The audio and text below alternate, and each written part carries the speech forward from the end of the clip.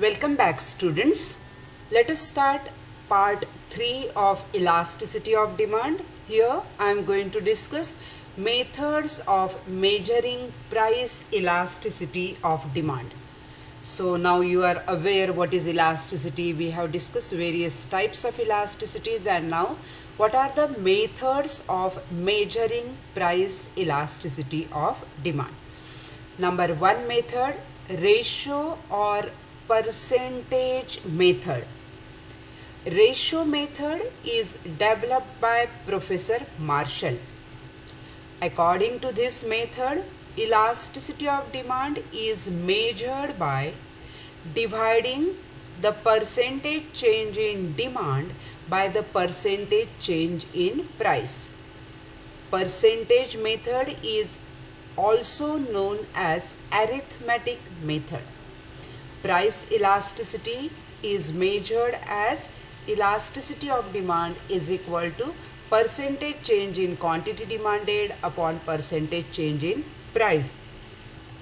Mathematically, elasticity of demand is equal to percentage change in quantity demanded upon percentage change in price is equal to percentage change in quantity demanded upon change in demand upon original demand divided by change in price upon original price is equal to delta Q upon Q into P upon delta P.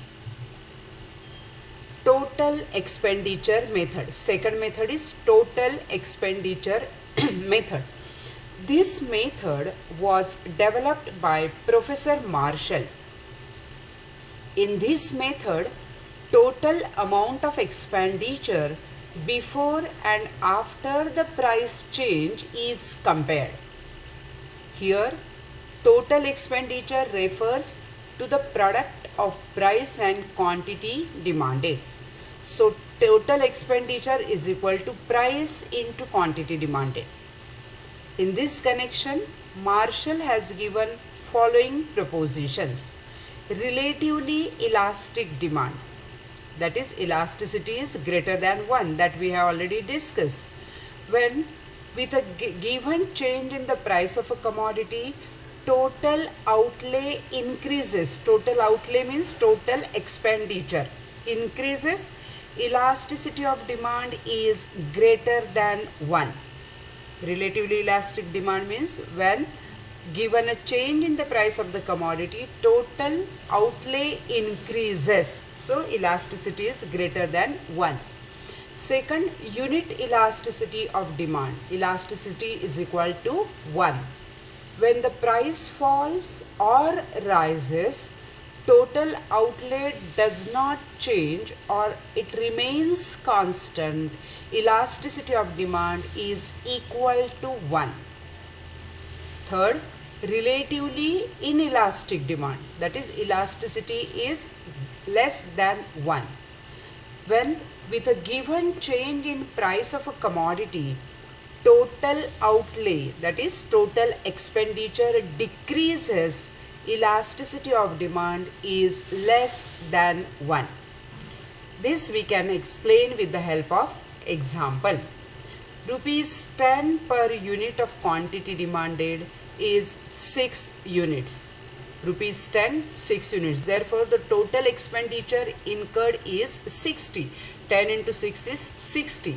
When price rises to 20, quantity demanded falls to 5.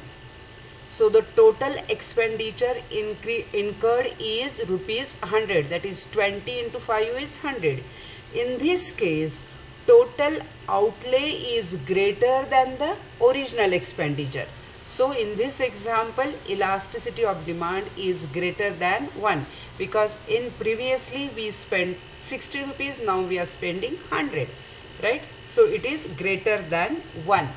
Next, in example B, original price is 30 per unit and quantity demanded is 4 units. Therefore, total expenditure is rupees 120, 30 into 4. Okay. When price rises to 40, quantity demanded falls to 3.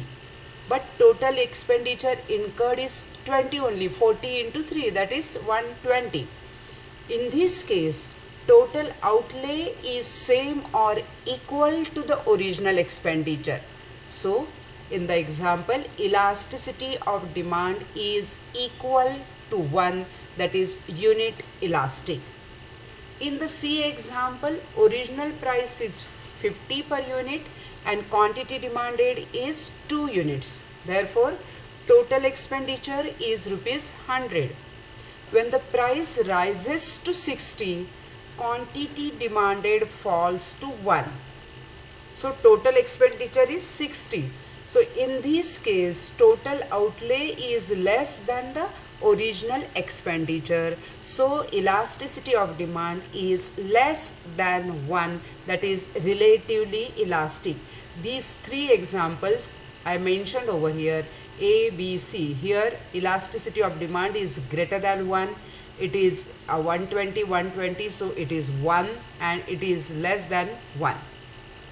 Now next is point method or geometric method. Professor Marshall has developed another method to measure elasticity of demand, which is known as point method or geometric method.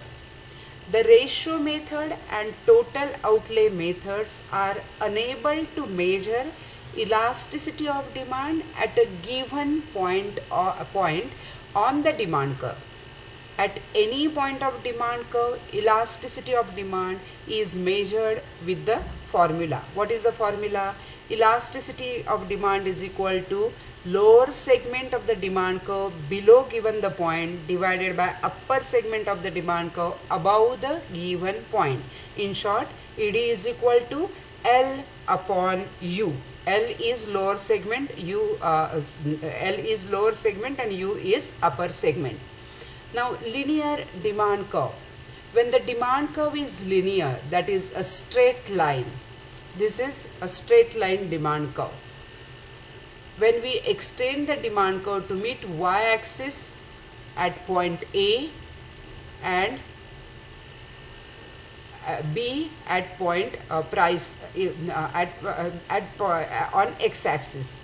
Price elasticity of demand at x-axis is 0. Here it is 0 and y-axis it is infinite. So elasticity of demand will be different at each point. Here it is greater than 1, here it is equal to 1, here it is less than 1. This is point elasticity method. Now the next, let us assume that AB is the demand curve and its length is 8 centimeters. This is what is the diagram is. I'll explain the diagram once again. Here the AB is the, look at the diagram. Here AB is the demand curve, AB is the demand curve, okay, and its length is 8 centimeter. Point elasticity at various points on linear demand curve can be measured at point P. Here at point P, the point elasticity is measured as PB, that is the lower part, and PA is the upper part. So PB upon PA, when it is 8 centimeters, so PB is 4 centimeters, PA is 4 centimeters, so elasticity is 1. Then at point P1, look at the diagram here. At point P1, the point elasticity is measured as P1 is equal to P1 B1, P1 B1 divided by P1 A. So PB is 2 centimeters, PA is 6 centimeters. So it is 0.33, it is less than 1. At point P2, the point elasticity is can be measured as P2 is equal to P2B, this is lower part, divided by P2A. Suppose P2B is 6 centimeters and P2A is 2 centimeters, it is 3. So elasticity of demand is greater than 1. Okay, at point A, point elasticity is infinite because upper segment is 0, perfectly elastic demand.